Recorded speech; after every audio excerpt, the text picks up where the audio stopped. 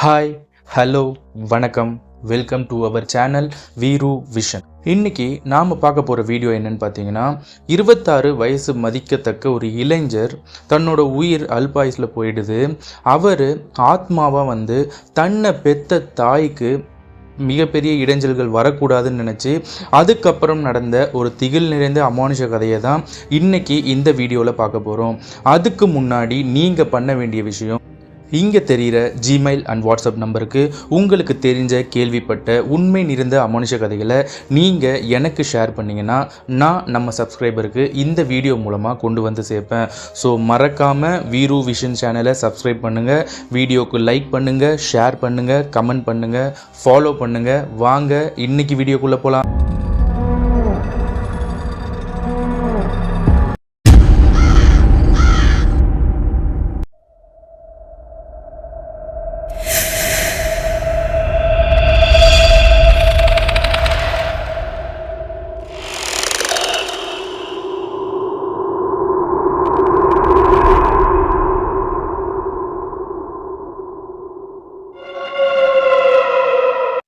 செங்கல்பட்டு, பரனூர்.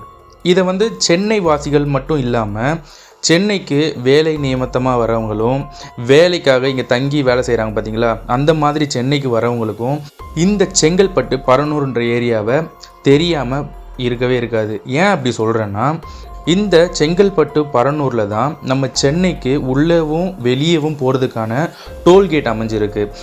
இந்த டோல்கேட் மிக முக்கியமானதாக கருதப்படுது. இந்த டோல்கேட் தான் சென்னையையும் செங்கல்பட்டையும் கரெக்டாக பிரிக்கிற ஒரு கேட்டாகவே அமைஞ்சிருக்குன்னு சொல்லலாம். இந்த மாதிரி ஒரு இடத்துல, இந்த பரனூருன்ற ஊரில் ஒரு குடும்பத்துக்கு நடந்த ஒரு அமானுஷ திகில் சம்பவத்தை தான் இன்றைக்கி இந்த வீடியோவில் பார்க்க போகிறோம். இந்த பரனூர் பகுதியில் வசிச்சுட்டு வர பார்வதி அம்மா, இவங்களுக்கு கிட்டத்தட்ட ஒரு 56 வயசாகுது. இவங்களுக்கு 3 ஆண் பிள்ளைகள் இருக்காங்க. முதல் பையன் பேர் பழனி, 2வது வேல்முருகன், 3வது ராம்குமார். இந்த ராம்குமார்ன்ற பையன்தான் பார்வதி அம்மாவுக்கு ரொம்ப செல்லம்னே சொல்லலாம். ஏன்னு கேட்டிங்கன்னா, இவங்க 3 பேர் பிறந்து அந்த 2 பேர் ஓரளவுக்கு, அதாவது பழனியும் வேல்முருகனும் ஓரளவுக்கு வளர்ந்து மெச்சூர் ஆன காலகட்டத்தில் தான் அவங்க அப்பா இறந்து போகிறாங்க ஹார்ட் அட்டாக்ல. ஆனால் நம்ம ராம்குமாருக்கு எந்த ஒரு விவரமே தெரியாத வயசுலேயே அவங்க அப்பாவை இழந்துட்டாரு. அவருக்கு அப்பா பாசனாலே என்னன்னு தெரியாமல் வளர்ந்துட்டு வந்தார். அதனாலேயே நம்ம பார்வதி அம்மா, இவனுக்கு அவங்க அப்பா இல்லாத ஏக்கம் வந்துடக்கூடாது, இவனுக்கு நம்ம அதிக அளவில் பாசத்தை அவங்ககிட்ட காமிக்கணும்னு சொல்லி அவங்களோட ஒட்டுமொத்த நோக்கமும் இந்த புள்ள தான் நம்மளுக்கு எல்லாமே அப்படின்ற ஒரு மைண்ட் செட்லேயே ராம்குமார் மேலே அதீத பாசத்தோடு வளர்த்துட்டு வராங்க. இவங்க அப்பா என்னதான் இவங்க சின்ன வயசாக இருக்கும் போதே இறந்துட்டாலும், இவங்க அப்பா அப்போவே ஒரு 10-15 வருஷத்துக்கு முன்னாடியே அந்த பரனூர்ன்ற ஏரியாவில் இவங்களுக்காக ஒரு சொந்த வீடும், ரொம்ப மிகப்பெரிய வீடெல்லாம் கிடையாது, ஒரு 2 பெட்ரூம் ஒரு ஹால் அந்த மாதிரி இருக்கிற ஒரு வீடும், அப்படியே அங்கேருந்து ஒரு 2-3 தெரு தள்ளி ஒரு அரை கிரவுண்டு இடமும் இவங்க அம்மா பேரில் எழுதி வச்சுட்டு தான் இறந்து போயிருக்காரு. இப்பேற்பட்ட ஒரு குடும்பத்தில் இவங்களோட தொழில் என்னவா இருக்குன்னு கேட்டிங்கன்னா, அந்த பரனூர் பகுதியில் அமைஞ்சிருக்கிற அந்த டோல்கேட்டில் இந்த பழங்கள்லாம், நீங்கள் நிறைய பேர் சென்னைக்கு வந்திருந்தா, சென்னைக்குன்னு சொல்லக்கூடாது, டோல்கேட்டை கிராஸ் பண்ணியிருந்தா தெரியும். இங்கே தமிழ்நாட்டில் இருக்கிற முக்கால்வாசி டோல்கேட் கிராஸ் பண்ணும்போதே தெரியும் நம்மளுக்கு. இந்த பழங்கள்லாம் கவரில் போட்டு ரன்னிங் பஸ்ஸில் ஏறி ட்ராவல், அதாவது பஸ்ஸு, லாரி, கார் எல்லாத்துக்குமே கொடுப்பாங்க. இந்த பஸ்ஸில் மட்டும் அந்த பப்ளிக்கு இந்த பழங்களை விற்கிறதுக்காக ரன்னிங் பஸ்லேயே ஏறுவாங்க, ரன்னிங் பஸ்லேயே இறங்குவாங்க. ரொம்ப ரிஸ்க்கான வேலையை பார்ப்பாங்க. இந்த மாதிரி தொழில் செஞ்சுட்டு வர்றவங்க தான் இந்த பார்வதி அம்மா, அப்புறம் அந்த 3 பசங்களும். இப்படி தான் நம்ம பார்வதி அம்மா அவங்க குடும்பத்தை அவங்க ஹஸ்பண்ட் இறந்ததுக்கப்புறம் வழி நடத்திட்டு வராங்க. சம்பாரித்து அவங்க பிள்ளைங்களையும் பார்த்துட்டு வராங்க. இப்படி காலங்கள் உருண்டோடி போகுது. அந்த 2 மூத்த பிள்ளைங்க இருக்காங்கள்ல, ராம்குமாருக்கு முன்னாடி பிறந்த பழனி, வேல்முருகன், இவங்களுக்கு கல்யாண வயசும் ஆகிடுது. கல்யாண வயசை தாண்டிடுச்சுன்னே சொல்லலாம். அப்பேற்பட்ட நேரத்தில் அடுத்தடுத்த வருஷத்தில் நம்ம பழனிக்கும் வேல்முருகனுக்கும் பார்வதி அம்மா கஷ்டப்பட்டு பொண்ணை தேடி அவங்க சக்திக்கு மீறி கல்யாணம் பண்ணி வைக்கிறாங்க. இப்படி கல்யாணம் பண்ணி வச்சு சிறிது காலம் நல்லபடியாக அந்த 3 அண்ணன் தம்பிகளும் சேர்ந்தும் இந்த பார்வதி அம்மா, அப்புறம் அந்த வீட்டுக்கு வந்த அந்த 2 மருமகங்க, இப்படி எல்லாருமே சேர்ந்து ஒரு கூட்டு தொழிலாக தான் இந்த வியாபாரத்தை பண்ணிட்டு வராங்க. நல்லாவே பண்ணிட்டு இருக்காங்க. நல்லபடியாக வாழ்க்கை போயிட்டுருக்கு. இந்த 2 மூத்த சகோதரர்களுக்கும் பெண் குழந்தை பிறக்குது. கரெக்டாக ஒரு வருஷம் கேப்பில். இந்த மாதிரி பெண் குழந்தை பிறந்த உடனே இந்த சொத்துக்கள் வேற யாருக்கும் போயிடக்கூடாது, முக்கியமாக கடைசி தம்பியான ராம்குமாருக்கு போயிடக்கூடாது அப்படின்ற மைண்ட் செட்டில் இந்த கல்யாணம் பண்ணி வீட்டுக்கு வந்தாங்க தெரியுமா, மருமகங்கிற பேரில். அவளுங்க என்ன பண்ணுறாங்கன்னா, இந்த அண்ணன் தம்பி இருக்காங்கள்ல, பழனி, வேல்முருகன், இவங்களை மைண்ட் வாஷ் பண்ண ஆரம்பிக்கிறாங்க. இந்த மாதிரி இந்த சொத்து உங்கள் 2 பேருக்கு தான் போய் சேரணும், கடைசி பையனுக்கு உங்கள் அம்மா ஏதாவது பேங்க்கில் போட்டு வச்சுருப்பாங்க, அதனால் உஷாராக இப்போவே இந்த இடத்த உங்கள் பேருக்கு மாற்றிக்கோங்க, அப்போ தான் நம்ம பிள்ளைங்களோட வாழ்க்கை நல்லாயிருக்கும் அப்படின்னு சொல்லி இந்த விஷயத்தை டெய்லியும் அவங்க மனசுக்குள்ளே ஒரு விஷம் மாதிரி கொஞ்சம் கொஞ்சமாக ஒரு ஸ்லோ பாய்சன் மாதிரி விதைக்க ஆரம்பிக்கிறாங்க.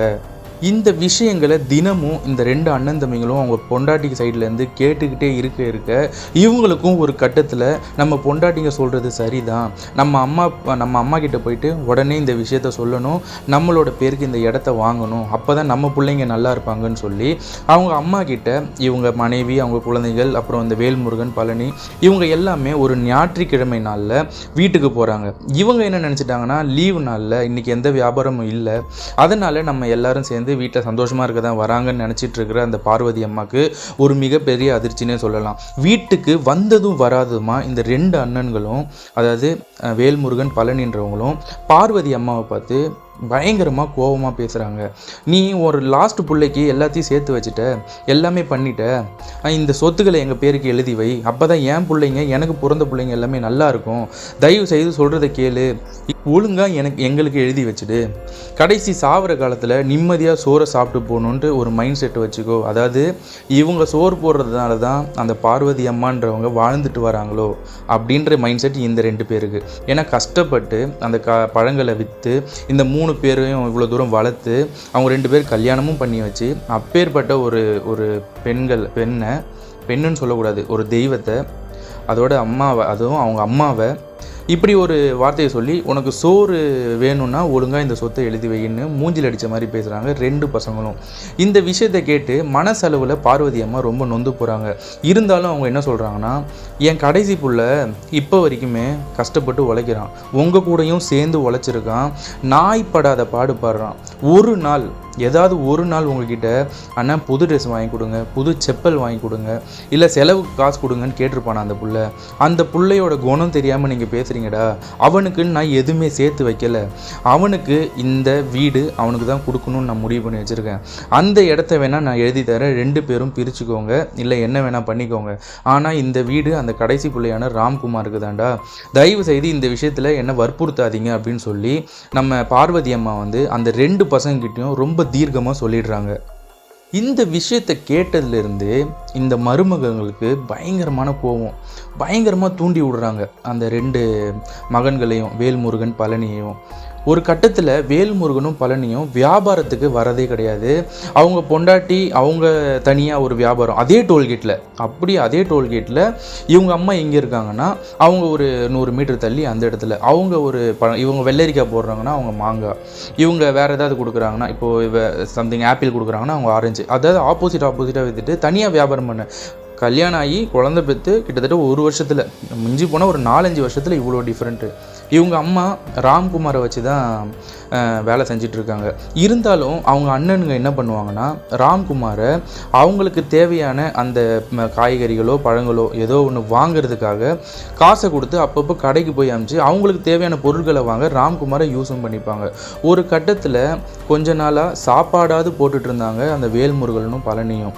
ஒரு கட்டத்தில் அவங்க அம்மாவை கொஞ்சம் கொஞ்சமாக கொடுமைப்படுத்த ஆரம்பிக்கிறாங்க. அவங்க மருமகளும் சேர்ந்து சாப்பாடு போடாமல் அவங்கள அடிக்கிறதும், காலில் சாப்பாடை வச்சு நகர்த்தி விடுறதும், இந்த மாதிரி ஒருத்தங்க சாப்பாடு தொண்டையில் இறங்காத அளவுக்கு ஒரு சம்பவம் எப்படிலாம் பண்ண முடியுமோ, எப்படிலாம் இவங்களை கொடுமைப்படுத்தினா நான் சொத்தை இந்தாப்பா எழுதி கொடுத்துட்றேன் அப்படின்ற லெவலுக்கு போயிடுவாங்கன்னு அவங்க நினச்சி இந்த மாதிரி கொடுமையெல்லாம் அந்த பார்வதி அம்மாவுக்கு இந்த 2 மருமகள்களும் இவங்களை பெற்ற தாயின் கூட பார்க்காம அந்த 2 பசங்களும் சேர்ந்து பண்ண ஆரம்பிக்கிறாங்க. அது மட்டும் இல்லாமல் நம்ம ராம்குமாருக்கு சுத்தமாக வீட்டுக்கு போனால் சாப்பாடே போடுறதில்ல. பல நாளாக சாப்பிடாமையே சுற்றிட்டு இருக்காரு நம்ம ராம்குமார். இவங்க அம்மா கிட்ட வியாபாரத்துக்கு அப்புறம் ஒரு 20 ரூபா 30 ரூபா வாங்கி அதை வச்சுட்டு வெளியில் ஏதாவது ஒன்று சாப்பிட்டுட்டு வயிற்று நிரப்பிக்கிறாரு. இவங்க அம்மா கேட்டால் நான் சாப்பிட்டோமா, 3 வேளை சாப்பிட்டோமா, 4 வேளை சாப்பிட்டோமான்னு சொல்லி அவங்க அம்மா மனசு கஷ்டப்படக்கூடாதுன்னு மட்டும்தான் ராம்குமார் நினைக்கிறாரு. ஒரு நாள் அவங்க பார்வதி அம்மா என்ன பண்ணுறாங்கன்னா, ஒரு வீட்டோட மூலையில் உட்காந்து பயங்கரமாக அழுதுட்டு இருக்காங்க. இந்த மாதிரி எனக்கு வாழவே பிடிக்கலப்பா, உனக்கும் ஒரு கல்யாணம் பண்ணி உன் லைஃபையும் நான் செட்டில் பண்ணி விட்டுட்டேன்னா அதுக்கப்புறம் நான் நிம்மதியாக செத்து போவேன். அந்த காலம் எப்போ வரும்னு நான் வெயிட் பண்ணிகிட்ருக்கேன். உன்னை தனியாக விட்டுட்டு போனால் உன் அண்ணனுங்களும் உன் அண்ணிகளும் உன்னை பார்த்துக்க மாட்டாங்கன்னு எனக்கு ரொம்ப தீர்க்கமாக தெரியுது. இதனால் கொஞ்ச நாள் வெயிட் பண்ணுப்பா. உன் அண்ணன் அடிக்கிறது, உன் அண்ணி இங்கே பேசுறது, சாப்பாடு கொடுக்காம இதெல்லாம் மனசை போட்டு குழப்பிக்காத. இந்த வீடை நான் உன் பேரில் தான் எழுதி வைக்க போகிறேன். உனக்கு நல்லபடியாக கல்யாணம் பண்ணுறேன். இன்னும் 1 வருஷத்துக்குள்ளே உனக்கு நல்லபடியாக கல்யாணம் பண்ணுறேன். கொஞ்சம் பொறுமையாக இரு அப்படின்னு சொன்ன உடனே அதுக்கு ராம்குமார் என்ன சொல்கிறான்னா, அம்மா எனக்கு இந்த வீடு இடம் இதெல்லாம் தேவையில்லைம்மா. கடைசி வரைக்கும் நான் உன் கூடவே இருக்கணும். ஒன்றை வச்சு நான் பார்த்துக்கணும். நீ சாகிற வரைக்கும் என் கூட தான் இருக்கணும். உனக்காக நான் எவ்வளோ கஷ்டப்பட வேணா ரெடியாக இருக்கம்மா. நீ எதுக்குமே ஃபீல் பண்ணி அழாதம்மான்னு சொல்லி 2 பேரும் கட்டி அணைச்சிட்டு அழறாங்க. இந்த விஷயம் நம்ம பார்வதி அம்மாவுக்கு ரொம்பவே மனசில் பாதிப்பு ஏற்படுது. நம்ம பிள்ளை எவ்வளோ இதாக 2 பிள்ளைங்க இப்படி இருக்காங்க, இந்த கடைசி பிள்ளை நம்ம மேலே எவ்வளோ இதாக இருக்கான்றதை புரிஞ்சுக்கிட்டு ராம்குமாரை பார்த்து தேம்பி தேம்பி பார்வதி அம்மா அழ ஆரம்பிக்கிறாங்க. அடுத்த நாள் காலையில் நம்ம பழனினா நம்ம ராம்குமாரோட மூத்த அண்ணன், அவர் கூப்பிட்டு நம்ம ராம்குமார் கிட்ட கொஞ்சம் பணத்தை கொடுத்து கோயம்பேடு போய் வெள்ளரிக்காய் ஒரு மூட்டை வாங்கிட்டு வா, கடை போடணும், நாளைக்கு வியாபாரத்துக்கு பழம் இல்லை அப்படின்னு சொல்லி காசை கொடுக்குறாரு. இந்த காசை வாங்கிட்டு ராம்குமார் பரனூர் ரயில்வே ஸ்டேஷன் போகிறாரு. நம்ம ராம்குமார் அங்கேருந்து தாம்பரத்துலேருந்து கோயம்பேடுக்கு போய் அவங்க சொன்ன பழங்களை வாங்கிட்டு அதே மாதிரி செங்கல்பட்டு ட்ரெயினை பிடிச்சி பரனூரை நோக்கி வந்துட்டுருக்காரு ராம்குமாருக்கு ஒரு பழக்கம் இருக்குது. அது என்னென்னா, நம்ம பரனூர் ரயில்வே ஸ்டேஷன் உள்ளே வந்த உடனே அந்த பழங்களில் மூட்டையை தலையில் வச்சுட்டு அசால்ட்டாக ரன்னிங்கில் இறங்குறது எப்போவுமே அவரோடது வழக்கம். ஏன்னா அவங்க காய்கறியும் சரி பழங்களும் சரி இந்த ட்ரெயின்லேயும் வியாபாரம் பண்ணியிருக்காங்க. அதனால் இந்த ஓடுற ட்ரெயினில் இறங்கி பழக்கம். அன்னைக்கு அவரோட நேரம் நல்லா இருந்துச்சான்னு கேட்டிங்கன்னா இல்லைங்க. அங்கே தான் ஒரு பெரிய ஒரு சம்பவம் நடக்க போகுது. நம்ம ராம்குமார் என்ன பண்ணுறாருன்னா, அந்த வெள்ளரிக்காய் மூட்டைகளை தலையில் வச்சுக்கிட்டு டவலை வச்சு கட்டிக்கிறாரு.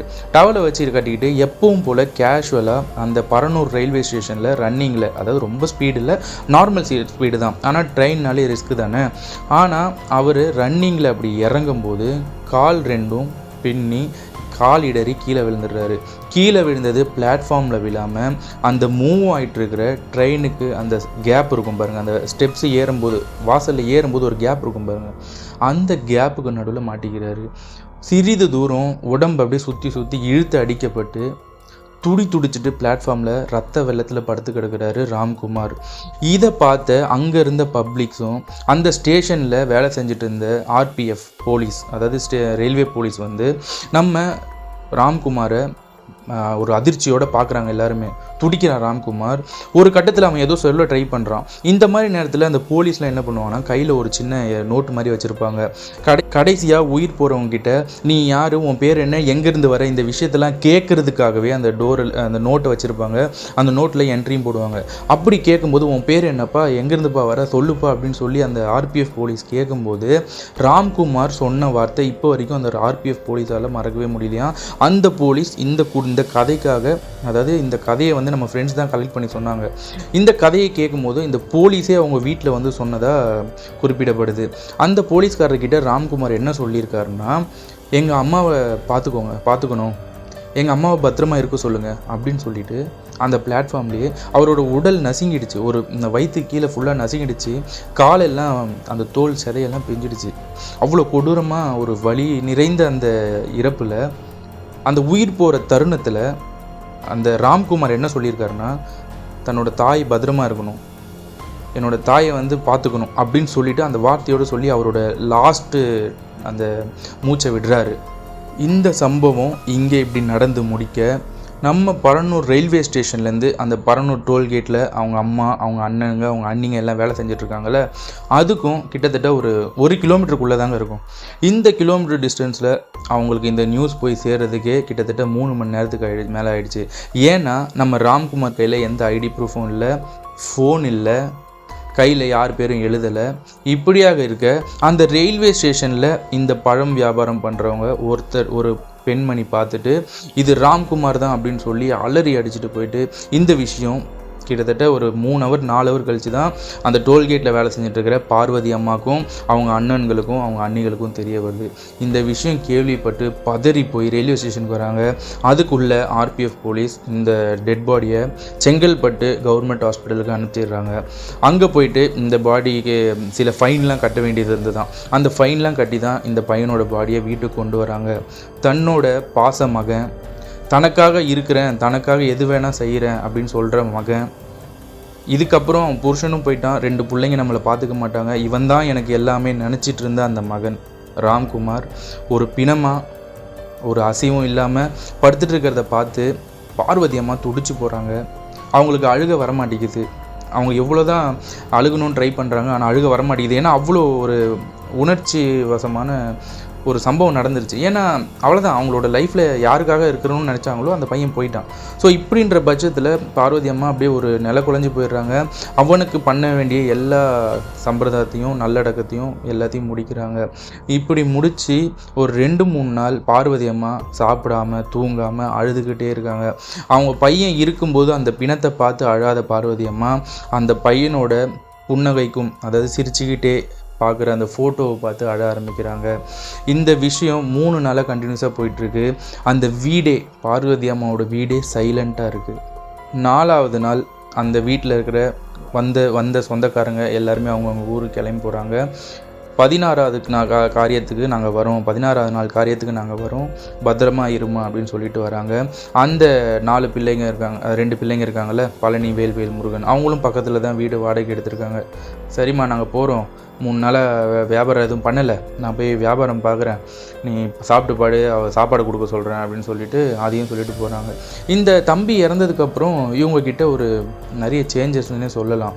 ஆனால் இப்படி இருந்தால் தன்னோட புருஷங்க மாறிடுவாங்கன்ட்டு கிட்டத்தட்ட 1 வாரத்தில் திருப்பியும் அந்த பழைய பிரச்சனையை இந்த மருமகங்க தூண்டி விடுறாங்க. அந்த 2 பழனியும் வேல்முருகன் கிட்டேயும் திரும்பவும் வந்து இந்த தடவை ரொம்ப கோபத்தோடு வராங்க. தம்பி இறந்துருக்கான், அம்மா லோன்லியாக இருக்காங்க, அதாவது தனியாக இருக்காங்க, இதெல்லாம் பற்றி அவங்களுக்கு கவலை இல்லை. சொத்து, அந்த சொத்து வந்து இவங்க பேரில் மாறணும். அதுக்காக என்ன பண்ணுறாங்கன்னா வீட்டுக்கு வராங்க. படுத்துட்டு இருக்கிறவங்க அம்மா எழுப்புறாங்க.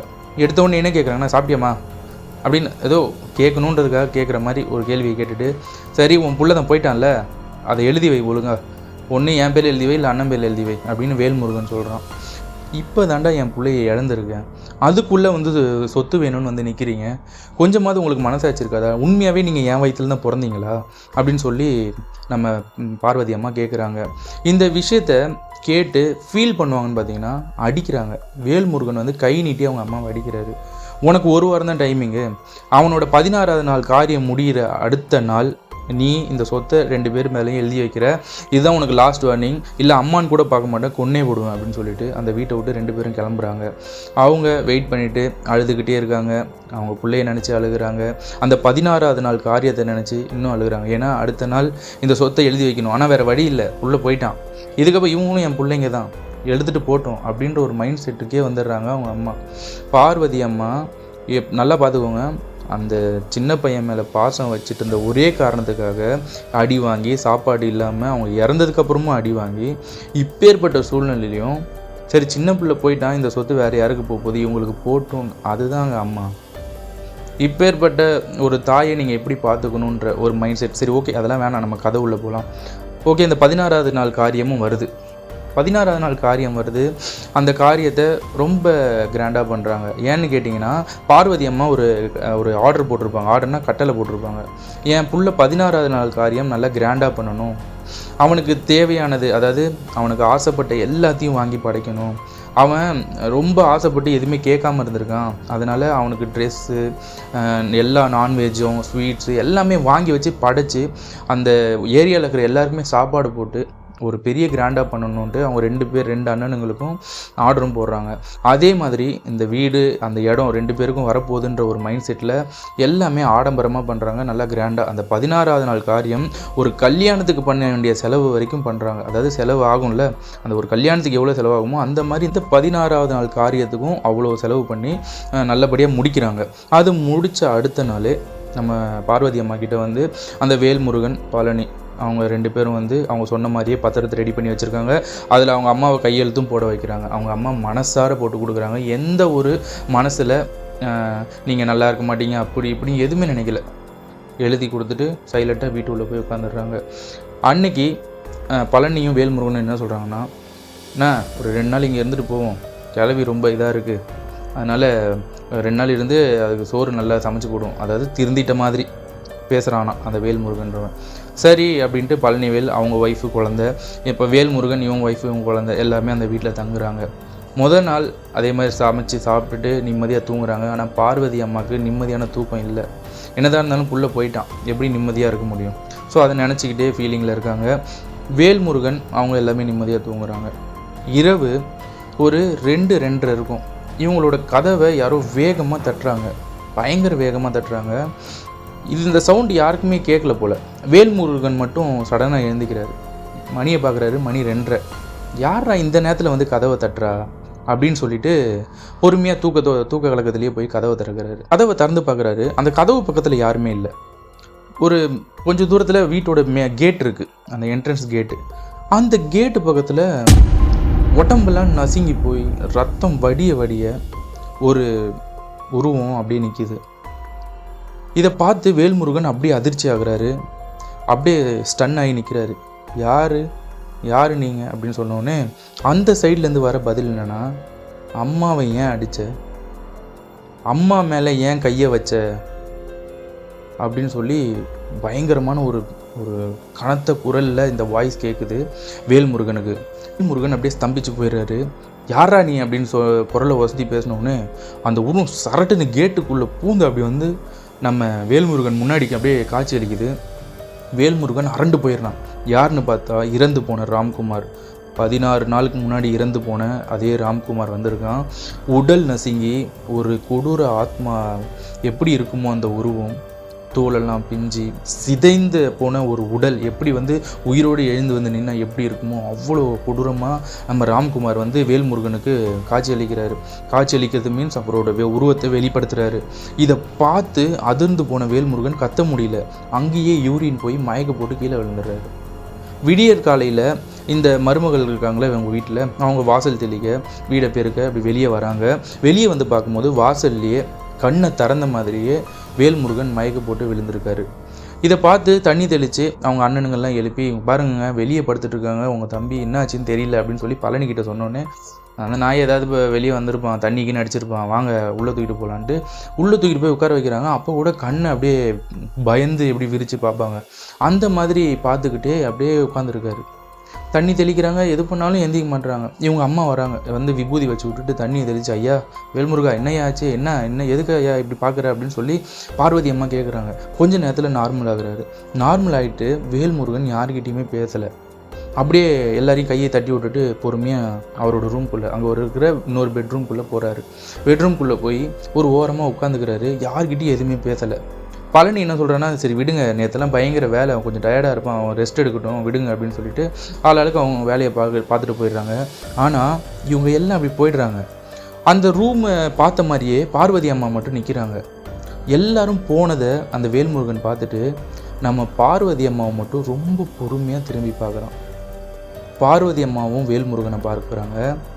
பெட்ரூமில் அந்த கேப்பில் இருந்து இவங்க வாசலில் இங்கேருந்து பார்க்குறாங்க. வேல்முருகன் கண்ணை பார்த்த உடனே பார்வதி அம்மாவுக்கு அப்படியே கண்ணீர் அப்படியே தாரையாக வருதுங்க. எங்கேருந்து வருதுன்னு தெரியல. அவங்க அழவே இல்லை, ட்ரையே பண்ணல, ஆனால் கண்ணீர் வருது. ஏதோ ஒரு உள்ளுணர்வு அவங்கள வந்து அஃபெக்ட் பண்ணுது. இதை பார்த்துட்டே இருந்த பார்வதி அம்மா அப்படியே கண்ணை தொடச்சிக்கிட்டு அந்த ரூம்குள்ளே போல், ஆனால் திருப்பியும் ரிட்டர்ன் வெளியே போயிடுறாங்க. வெளியே போயிட்டு அன்னைக்கு நைட்டு எல்லாருமே திருப்பியும் சாப்பிட்டு படுக்கலாம், அடுத்த நாள் காலையில் எல்லாம் வீட்டுக்கு போகணும் அப்படின்னு சொல்லிட்டு பேசிகிட்டு இருக்கும்போது வேல்முருகன் வரோம். நீங்கள் எல்லாம் நாளைக்கு வீட்டுக்கு போங்க, நான் இனிமேல் அங்கே வர மாதிரி கிடையாது, நான் எங்கள் அம்மா கூட தான் இருக்க போகிறேன் அப்படின்னு சொல்லி ஒரு விஷயத்த சொல்கிறான். இந்த விஷயத்தை கேட்டோடனே பழனியே ஷாக் ஆகிறான். என்னடா இவன் அம்மா மேலே திடீர்னு இவ்வளோ பாசம், பொண்டாட்டி பிள்ளைங்களே வேணாம் நான் இங்கே இருக்கேன்னு சொல்கிறான், என்னடா ஆச்சு உனக்கு அப்படின்னு கேட்கும்போது, டேய் போயிடு, நீ கிளம்பு, நான் எங்கள் அம்மா கூட தான் இருப்பேன், நீ ஒன்று எங்கள் அம்மாவை பார்த்துக்க வேணாம் அப்படின்னு சொல்லி வேல்முருகன் கத்துறான். இந்த விஷயத்தை பார்த்த உடனே நம்ம பார்வதி அம்மாவுக்கு புரிஞ்சு போச்சு, வேல்முருகன் உடம்புல நம்ம பையன் ராம்குமார் இருக்கான்னு அவங்களுக்கு புரிஞ்சிருச்சு. அந்த வார்த்தைகளும் அவனோட பார்வையும் அவங்க அம்மாக்காக பேசுகிற விதத்தையும் வச்சு பார்வதி அம்மா கண்டுபிடிச்சிடறாங்க. ஆனால் பழனினால் கண்டுபிடிக்க முடியல, அங்கே இருக்கிறவங்களால கண்டுபிடிக்க முடியல. என்னடா இவன் பைத்தியக்கார மாதிரி பேசிகிட்டு இருக்கான்னு சொல்லி பழனி சாதாரணமாக எடுத்துக்கிறாரு. அன்னைக்கு நைட்டு தூங்கிட்டு இருக்காங்க எல்லோரும். பழனி தலைமாட்டு பக்கத்தில் யாரோ உட்காந்துக்கிட்டே இருக்கிற ஃபீல் அவருக்கு இருந்துக்கிட்டே இருக்குது. பக்கத்தில் திரும்பினா அவங்க ஒய்ஃப் படுத்துருக்காங்க, குழந்தை நடுவில் தான் படுத்துட்ருக்கு. ஆனால் இருந்தாலும் யாரோ அவங்க தலைமாட்டில் உட்காந்து அவங்கள பார்த்துக்கிட்டே இருக்கிற மாதிரி ஒரு ஃபீல் அவருக்கு உருவாகுது. ஒரு கட்டத்தில் கண்ணை திறந்து பார்க்கலாம் அப்படின்னு ட்ரை பண்ணும்போது அந்த ரூமில் ஒரு சைடு தாங்க லேம்ப் லைட் மாதிரி ஒரு லைட் போட்டிருக்காங்க. அந்த லைட் வெளிச்சம் ரூம் ஃபுல்லாக பரவல, ஒரு மாதிரி மைல்டாக தான் இருக்குது. அந்த வெளிச்சம் பக்கத்தில் ஒரு உருவம் உட்காந்துட்ருக்கு. அந்த உருவம் இவரை தான் பயங்கரமாக உற்று நோக்கி பார்க்குது. அந்த கண் எப்படி இருக்குன்னு பார்த்தீங்கன்னா, இந்த சிவப்போ இந்த வெள்ளையோ அப்படிலாம் கிடையாது, நம்ம கண்ணு தான், சாதாரண கண். ஆனால் அந்த கண்ணை ரொம்ப பெரிய அளவில் மாறி ரொம்ப ஆக்ரோஷமாக பார்த்தா எப்படி இருக்கும், அந்த மாதிரி அந்த இருட்டில் உட்காந்து நம்ம பழனியை அந்த உருவம் பார்க்க ஆரம்பிக்குது. இதை பார்த்து அதிர்ந்து போகிறாரு. ரொம்ப பொறுமையாக எழுந்து அந்த கட்டிலில் உட்காந்துட்டு, யார் நீங்கள், என்ன வேணும்னு கேட்கும்போது சட்டார்னு ஒரு அடிங்க கன்னத்தில், சரியான அடி அடித்து அப்படியே சுருண்டு பெட்டில் விழுறவர். காலையில் தான் எந்திக்கிறாரு. எழுந்து பார்த்தா இந்த கண்ணும் அப்படியே அரைஞ்சி அப்படியே அந்த இடமே வீங்கிருச்சு, கண்ணமே வீங்கிட்டு அப்படியே காலையில் எழுந்திக்கிறாரு. எல்லாரும் கிட்டே சொல்கிறாரு, நைட்டு யாரோ என்ன அடிச்சிட்டாங்க, யாருன்னே தெரில, இந்த இடத்துல தான் பார்த்தேன், இந்த ரூமில் இந்த ஓரத்தில் உட்காந்துருந்தாங்க, யாருன்னு கேட்டேன், வந்து சட்டார்னு அடிச்சுட்டு போயிட்டாங்க, அவங்க யாருன்னே தெரியல, இந்த வீட்டில் இருக்கவே எனக்கு பயமாக இருக்குது, வாடி நம்ம போகலாம் அப்படின்னு சொல்லிட்டு அந்த பொண்டாட்டி பிள்ளைங்க எல்லாரையும் கூப்பிட்டு கிளம்ப பார்க்குறாரு. அந்த நேரத்தில் நம்ம பார்வதி அம்மா வந்து என்ன சொல்கிறாங்கன்னா, இல்லைடா எங்கே போகிற, இல்லைம்மா நான் கிளம்பணுமா வீட்டுக்கு, இது ஏதோ சரியில்லாத மாதிரி தோணுது அப்படின்னு. உடனே பார்வதி அவங்க சொல்கிறாங்க, என்ன சொல்கிறாங்கன்னா, பழனி ராம் வந்திருக்காண்டா அப்படின்னு சொல்கிறாங்க. என்னம்மா சொல்கிற, இல்லைடா நம்ம வீட்டுக்கு ராம் வந்திருக்காண்டா அப்படின்னு. ராம் தான் செத்து போயிட்டானே, ஏன் இப்படி பைத்தியக்கார மாதிரி பேசுகிற அப்படின்னு சொன்னோன்னே, இல்லைடா ராமு உன் அண்ணன் உன் தம்பி வேல்முருகன் மேலே தான் இருக்கான் அப்படின்னு சொன்னோன்னே ஷாக் ஆகிறோம். ஆமாம், அந்த பயத்தோடையே அந்த ரூம் அப்படியே திரும்பி வேல்முருகன் இருக்கிற ரூமை பார்க்குறான். வேல்முருகன் பழனியை முறைச்சிக்கிட்டே உட்காந்துட்ருக்காரு அந்த ரூம்குள்ளே சேர் போட்டு. இந்த விஷயத்தை பார்த்த உடனே பழனி அரண்டு போகிறான். அங்கே இருக்கிற அந்த மருமகள் எல்லாமே அரண்டு போகிறாங்க. இந்த விஷயத்தை நம்ம எப்படியாவது சரி பண்ணணுமா, தம்பி என்னதான் பாசம் இருக்கட்டும், உன் மேலே பாசம் இருக்கட்டும், நீ அவன் மேலே பாசம் வச்சுக்கோ, எல்லாமே இருக்கட்டும், ஆனால் அவன் இறந்துட்டான், அவனோட விதி முடிஞ்சிச்சு, அவன் இதுக்கு மேலே இங்கே இருக்கக்கூடாதுமா, இது பெரிய தப்பில் போய் முடியும், அதனால் இதுக்கு ஒரு முடிவு எடுக்கணும்னு சொல்லி அவங்க அம்மாவை பேசி பேசி பேசி கன்வின்ஸும் பண்ணுறான். ஆனால் அவங்க அம்மா இவன் பேசுனதுனால கன்வின்ஸ் ஆகலை. தான் இறந்து போன புள்ள ஒரு நிம்மதி இல்லாமல் எல்லா இடத்துலையும் அலையக்கூடாது, அவனுக்கு ஒரு நிம்மதியான சாந்தி கிடைக்கணும் அப்படின்னு ஒரு முடிவில் ஒத்துக்கிறாங்க. அவங்க ஒத்துக்கிட்டு அவங்க ஊர்லேயே சுடுகாட்டு காளியை கும்பிடுற ஒரு மாந்திரிகர்னே சொல்லலாம். அவர் வந்து சாமியார்னு நம்ம சொல்ல தேவையில்ல, மாந்திரிகர். பில்லி, சூனியம், ஏவல் இது எல்லாத்தையும் எடுக்கிறவரும் சரி, அதே மாதிரி கொடுக்குறதும் அதை வைக்கிறதும் சரி, இதில் வந்து பயங்கரமான ஒரு திறமை வாய்ந்தவர்னே சொல்லலாம் அந்த ஆள். அவர் பேரை நான் சொல்ல குறிப்பிடல, அவர் ஏன்னா இப்போ வரைக்கும் அவர் கொஞ்சம் பிரபலமாக இருக்கார், அதனால் அந்த பேர் வேணாம். அவர் அந்த சுடுகாட்டு காளியை நினச்சி கும்பிட்டு மிகப்பெரிய வரங்களை வாங்கி அந்த வரத்தினால தான் இப்போ வரைக்கும் இந்த பில்லி சூனியங்களை எடுக்கிறதும் வைக்கிறதுமான வேலையை பண்ணிகிட்ருக்காரு. இந்த மாதிரி மாந்திரிகர்கள் என்ன பண்ணுவாங்கன்னா, பேயை வந்து தன்னோட வசம் கட்டுப்படுத்தி அதையும் அவங்க பில்லி சூனியத்துக்காக யூஸ் பண்ணிப்பாங்களாம். ஆனால் இவரை கூப்பிட்டா நம்ம பிள்ளையோட அந்த ஆத்மா வந்து சாந்தி நிலையை அடைய வைக்க முடியுமா அப்படின்னு கேட்டதுக்கு அவர் இது மட்டும் இல்லை எல்லாமே பண்ணுவாருன்னு சொல்லி நம்ம பழனி வந்து அந்த மாந்திரிகரை தேடி அந்த செங்கல்பட்டுலேருந்து கிட்டத்தட்ட ஒரு பாலாறு கேள்விப்பட்டிருப்பீங்க, அதாவது நம்ம செங்கல்பட்டு பரனூர்லேருந்து கிட்டத்தட்ட ஒரு 11 கிலோமீட்டர் தான் வரும், 11 கிலோமீட்டர் வரும், அவ்வளோதான் டிஸ்டன்ஸு. அந்த பாலாறு பக்கத்தில் ஒரு கிராமத்துக்குள்ளே இந்த சுடுகாட்டு காளியை வழிபடுற அந்த மாந்திரிகர் இருக்கார். அந்த மாந்திரிகரை போயிட்டு பார்த்து இந்த விஷயத்தை எல்லாத்தையும் சொன்ன உடனே அவர் என்ன சொல்கிறாருன்னா, ஒரு தட்டு கொடுக்குறாரு. அதுக்கு நடுவில் சின்னதாக ஒரு மணி மாதிரி ஒன்று கொடுக்குறாங்க, கருப்பாக ஒரு மணி மாதிரி கொடுக்குறாங்க. அந்த மணியில் அந்த தட்டில் வச்சுட்டு அந்த மணியை சுற்றி ஃபுல்லாக ஃப்ரெஷ்ஷான பூவை வைங்க, இந்த பூவையும் இந்த மணி வச்ச அந்த தட்டையும் எல்லாத்தையும் ஒன்றா வச்சு, அந்த பூக்கள் நிறைந்த தட்டை இது எல்லாத்தையும் ஒன்றா வச்சு நம்ம வேல்முருகன், அதாவது ராம்குமார் அந்த உடம்புல இருக்கார் பார்த்தீங்களா, வேல்முருகன் உடம்புல, அவர் எந்த ரூமில் இருக்காரோ அந்த ரூமுக்கு அந்த கட்டில் ஒன்று, கட்டிலோ சேரோ ஏதோ ஒரு அடியில் தான் வைக்கணுங்க. எதுவுமே மேலே வைக்கக்கூடாது, யார் பார்வையும் படுற மாதிரி இருக்கக்கூடாது. அடியில் ஏதாவது இடத்துல மறைச்சி வச்சுருங்க. அது மறைச்சி வச்சுட்டு அடுத்த நாள் காலையில் அந்த பூ எந்த அளவுக்கு கருகி இருக்கா இல்லை வாடாமல் அப்படியே இருக்கா அப்படின்றத நீங்கள் எடுத்துகிட்டு வந்து என்கிட்ட காமிச்சாதான் இந்த ஆத்மா எந்த மாதிரி ஒரு நிலைமையில் இருக்குது, கோபத்தில் இருக்கா இல்லை கோபத்தின் உச்சியில் இருக்கா இல்லை யாரையாவது பழி வாங்க வந்திருக்கா, கொலை பண்ண வந்திருக்கா, இது எல்லாத்தையுமே அந்த பூவோட அந்த மாற்றத்தை வச்சு தான் நான் சொல்ல முடியும்னு சொல்லி அந்த மாந்திரிகர் அந்த மணியை மட்டும் இவங்க கையில் கொடுத்து ஃப்ரெஷ்ஷான பூக்களை வைங்கன்னு சொல்லி என்ன பண்ணணுமோ அதை சொல்லி இவங்களை அனுப்பி விடுறாரு. அதே மாதிரி வீட்டுக்கு வர்றவங்க அடுத்து அந்த நைட்டே என்ன பண்ணுறாங்கன்னா சில ஃப்ரெஷ்ஷான பூக்களை வாங்கி அந்த மணி அதுக்கு நடுவில் வச்சுட்டு இன்னைக்கு நைட்டே அந்த மாந்திரிகர் சொன்ன மாதிரி அந்த பூவையும் அந்த மணியோட சேர்த்து அந்த வீட்டு ஒரு சின்ன இது மாதிரி வச்சுருக்காங்க, டேபிள் மாதிரி வச்சுருக்காங்க அந்த ரூமுக்கு அடியில் வந்து இந்த தட்டை வச்சிடுறாங்க. அந்த தட்டை வச்சுட்டு விடிய காலையில் போய் எடுக்க போகிறாங்க. அந்த பூக்கள் எல்லாமே கருகி இருக்குது. அந்த மணி மட்டும் நடுவில் அந்த கேப் மட்டும் அப்படியே பூ எதுவும் இல்லாமல் அப்படியே கேப் மட்டும் இருக்குது. அதை சுற்றின எல்லா பூவும் அப்படியே கருகி போயிடுச்சு. இந்த விஷயத்தை என்ன பண்ணுறாருன்னா எடுத்துகிட்டு வந்து அன்னைக்கு அடுத்த நாள் அதை விடிய காலையில் பார்க்குறாங்களா, அன்னைக்கே அந்த பூவையும் அந்த தட்டியும் எடுத்துகிட்டு அந்த மாதிரிகரை போய் பார்க்குறாங்க நம்ம பழனியும் அப்புறம் அவங்க கூட இருந்த ஒரு நண்பரும். இந்த விஷயத்தை பார்த்த உடனே அந்த மாந்திரிகர் என்ன சொல்கிறாருன்னா பேய்கள் அதாவது இந்த ஆத்மாக்கள் கோபமாக இருந்தால் கூட அது எந்த ரீசனுக்காக கோபமாக இருக்குன்றதை நம்ம அதுக்கிட்ட நேரடியாக பேசியோ இல்லை அதை நம்ம கட்டுப்பாட்டில் வச்சோ தான் தெரிஞ்சிக்க முடியும். ஆனால் உங்கள் வீட்டில் இருக்கிற ஆத்மா பயங்கர கோப நிலையில் தான் இருக்குது, அது எதுக்குன்னு நம்ம கண்டுபிடிச்சி தான் ஆகணும். இந்த ஆத்மாவை இது பண்ணி தான் அடக்கணும் அப்படின்னு சொல்லிட்டு அவர் அங்கேருந்து நம்ம பழனி கூடவே நம்ம பார்வதி அம்மா வீட்டுக்கு கிளம்பி வர ஆரம்பிக்கிறாரு. இந்த மாந்திரீகர் வரதை நம்ம வேல்முருகன் உடம்புல இருக்கிற ராம்குமார் கணிச்சிடுறாரு, அதாவது தெரிஞ்சு போயிடுது. இந்த விஷயத்தை தெரிஞ்ச உடனே வேல்முருகன் என்ன பண்ணுறாருன்னா பார்வதி அவங்க இருக்காங்களே அவங்க அம்மா, அவங்க கிச்சனில் வேலை செஞ்சுட்ருக்காங்களே அவங்கள போய் காலை பிடிச்சி கட்டி அணைச்சிட்டு பிடிச்சிக்கிறாரு இருக்க.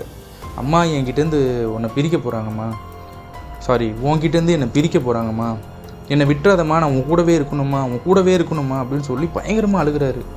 பார்வதி அம்மாவுக்கு தெரிஞ்சிருச்சு யாரையோ பழனி கூட்டு வரான், நம்ம ராம்குமாரோட ஆத்மா இந்த மாதிரி பண்ணுது அப்படின்னு சொல்லி இது பண்ணுறாங்க. அவங்க அம்மா வேல்முருகன் கிட்டே பேச ஆரம்பிக்கிறாங்க. ஐயா, நீ எனக்காக இருந்ததெல்லாம் போதும்யா, எனக்காக நீ கஷ்டப்பட்டதெல்லாம் போதும். இந்த உலகத்தில் நீ இருந்த வரைக்கும் நீ எனக்காக மட்டுமே இருந்திருக்க, நீ நிம்மதியான இடத்துக்கு போய் சாந்தி அடையணும், அதுக்காக நான் சொல்கிறத கேளுன்னு சொன்னோடனே அவங்க அம்மாவை தள்ளி விட்டுட்டு அந்த ரூமில் போய் கதவை சாத்திக்கிட்டு யாரும் உள்ளே வராதிங்க, நான் என் அம்மாவை விட்டு போக மாட்டேன், யாரும் உள்ளே வராதிங்கன்னு சொல்லி பயங்கரமாக ஒரு 2 வாய்ஸ் டபுள் வாய்ஸ் கேட்குதாங்க அந்த ரூமில். அதாவது ஒரு 2 பேர் ஒரே நேரத்தில் பயங்கரமாக சவுண்டாக ஈக்குவலாக பேசினா எப்படி இருக்கும் அந்த மாதிரி ஒரு சவுண்டு கேட்குதுங்க. இந்த சவுண்டை கேட்டவுடனே வெளியே அந்த ஏரியாக்காரங்க பக்கத்து வீட்டுக்காரங்க எல்லாமே கூட்டம் சேர ஆரம்பிக்கிறாங்க. இந்த மாந்திரிகரும் கரெக்டாக அந்த வீட்டை நோக்கி வராரு. வீட்டை நோக்கி வந்த உடனே வேல்முருகன் சைலண்ட் ஆகிடுறாரு. ஆனால் உரும்பல் சத்தம் மட்டும் அந்த ரூமில் பயங்கரமாக கேட்குது. ஒரு கட்டத்தில் வேல்முருகனும் பழனியும் அந்த மாந்திரிகவாதியும் அந்த கிட்ட வந்துடுறாங்க, அந்த ரூம் பக்கத்தில் வந்துடுறாங்க. ரூம் பக்கத்தில் வந்துட்டு கதவை தட்டுறாங்க.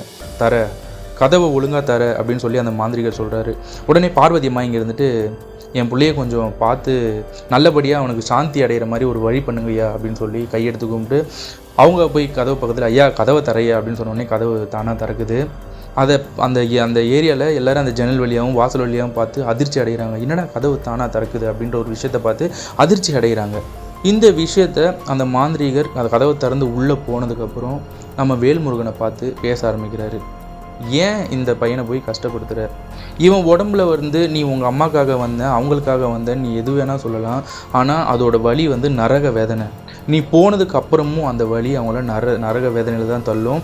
இந்த மாதிரி ஒரு செயலை ஒரு ஆத்மா செய்யவே கூடாது, அது மிகப்பெரிய பாவம். இதுக்கான தண்டனை நீ அனுபவிச்சே தீருவ. தயவு செய்து சொல்கிறேன், அந்த பையனோட அந்த வேல்முருகனோட உங்கள் அண்ணன் உடம்பை விட்டு போயிடு, உனக்கு நான் சாந்தி நிலையை அடையிறதுக்கான வழியை நான் பண்ணுறேன் அப்படின்னு சொல்லி அந்த மாந்திரிகர் சொல்கிறாரு. இந்த விஷயத்தை கேட்டு வேல்முருகன் ஒரு துளி பேசலைங்க, ஒரு வார்த்தை கூட பேசலைங்க. அப்படியே நம்ம இவரை பார்த்து முறைச்சிக்கிட்டே உட்காந்துட்டு இருக்காரு வேல்முருகன். அதாவது வேல்முருகன் உடம்புல இருக்கிற ராம்குமார். ஒரு கட்டத்தில் அந்த மாந்திரிகர் என்ன பண்ணுறாருன்னா அவர் கொண்டு வந்த சில தீர்த்தங்களும் விபூதிகளும் சில மந்திர கயிர்களையும் யூஸ் பண்ணி நம்ம வேல்முருகன் மேலே தெரிக்கிறாரு. அந்த கயிறுகளை வச்சு சில மந்திரங்கள் சொல்லி கையில் கட்ட முயற்சிக்கிறாரு. இந்த மாதிரி கட்டும்போது அது வழியில் துடிச்சு அந்த வேல்முருகன் உடம்புல இருக்கிற ராம்குமாரோட ஆத்மா கதறதை பார்த்து பார்வதி அம்மா ஓடி வராங்க அந்த ரூமுக்குள்ளே. ஐயா, என் புள்ள இப்படியே இருந்துட்டோம்யா, என் கூடவே இருக்கட்டும், ஏன் இவ்வளோ கொடுமையை படுத்தாதீங்க அப்படின்னு சொல்லி மாந்திரிகர்கிட்ட சொல்கிறாங்க. மாந்திரிகர் அப்போது ஒரு விஷயம் சொல்கிறாங்க. அம்மா, நான் ஒரு விஷயம் சொல்கிறேன், அதை நல்லா கிளியராக கேட்டுக்கோங்க. எந்த ஒரு ஆத்மாவும் இப்போ இருக்கிற நிலையிலே, அதாவது ரொம்ப சாதுவாக உங்களுக்காக வந்தேன், உங்களுக்காக தான் பண்ணுவேன் அப்படின்னு சொல்லிட்டு வர ஆத்மா, எந்த ஆத்மாவும் இந்த நிலையிலேயே இருக்காது. ஒரு கட்டத்தில் அதுக்கு ஆக்ரோஷ நிலை, கோவ நிலை, உச்சக்கட்டத்துக்கெல்லாம் போகும். அப்போ யாருக்காக வந்தோமோ அவங்களையே கொல்கிற நிலைமைக்கு கூட அந்த ஆத்மா தள்ளப்படும். ஸோ இதனால் ஆத்மாக்களை நீங்கள் கூடவே வச்சுக்கிட்டு அவங்க கூடவே வாழணும் அப்படின்ற வார்த்தையெல்லாம் இது சரிப்பட்டே வராது. இந்த மாதிரி விஷயத்தில் நீங்கள் என்கிட்ட பேசாதீங்க, நான் வந்த வேலையை என்னை பண்ண விடுங்க அப்படின்னு சொல்லிட்டு திருப்பியும் அந்த வேல்முருகன் உடம்புல அந்த தீர்த்தத்தை தெளிக்க ஆரம்பித்த உடனே அந்த வேல்முருகன் கத்த ஆரம்பிக்கிறாரு. என்னை விட்டுடுங்க, என்னை எங்கள் அம்மா கூடவே விட்டுடுங்க, நான் யாரையும் எதுவும் பண்ண மாட்டேன், யாரையும் பயமுறுத்த மாட்டேன், நான் இங்கேயே இருந்துக்கிறேன், எங்கள் அம்மா கூடயே இருந்துக்கிறேன். நான் சாகும் போது கிடைச்ச வழியை விட நான் சாகிறதுக்கு முன்னாடி எங்கள் அம்மா விட்டு போக போகிறேன்னு நினச்ச வழி தான் எனக்கு அதிகம், எங்கள் அம்மா விட்டு என்னை பிரிச்சிடாதீங்கன்னு சொல்லி அந்த ஆத்மா கதறி அழுகுதுங்க. இதெல்லாம் அந்த மாந்திரிகர் கொஞ்சம் கூட மைண்டில் ஏற்றிக்கல. ஏன்னா அவர் வந்த வேலை முடியணும்.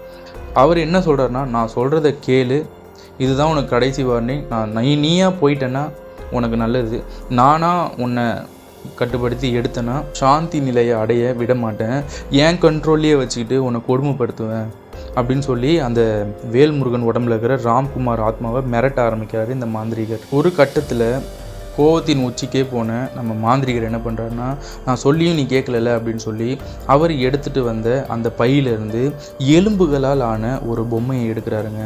அந்த எலும்புகளால் ஆன பொம்மையை அந்த ராம்குமார், அதாவது வேல்முருகன் உடம்புல இருக்கிற ராம்குமாருக்கு முன்னாடி வச்சுட்டு சில மந்திரங்களை சொல்லி அவர் வாயில் இருக்கிற அந்த உமிழ்நீர் எச்சில் இருக்குல்ல, அந்த எச்சிலை அந்த எலும்புல துப்புறாரு. அதற்கப்புறம் குங்குமம் இருக்குல்ல, அந்த குங்குமத்தை அந்த எலும்புகளை சுற்றி தூவுறாரு. ரொம்ப பொறுமையாக ஒரு மந்திரத்தை ரிப்பீட்டடாக சொல்லிக்கிட்டு அந்த குங்குமத்தெல்லாம் போட்டு முடித்த உடனே ஒரு திரி மாதிரி ஒரு நூலை எண்ணெயில் முக்கி அந்த எலும்புகளால் ஆன பொம்மையை நேராக நிற்க வச்சுட்டு அந்த பொம்மையோட மேலே, தலைக்கு மேலே அந்த திரியை போட்டு எரிய விடுறாருங்க.